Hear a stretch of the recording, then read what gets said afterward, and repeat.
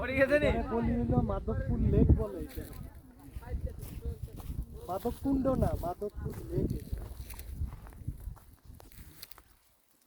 না শোনান যাবে না, কমন। আমরা এখন মাধবপুর লেক। কেন ভাই এবার কইছে এটা নিউজিল্যান্ড বুঝছেন?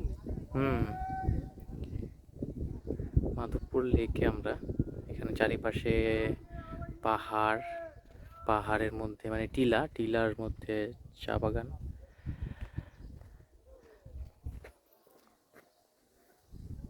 প্রাকৃতিক সৌন্দর্য দিয়ে ঘেরা, বাতাস বইছে।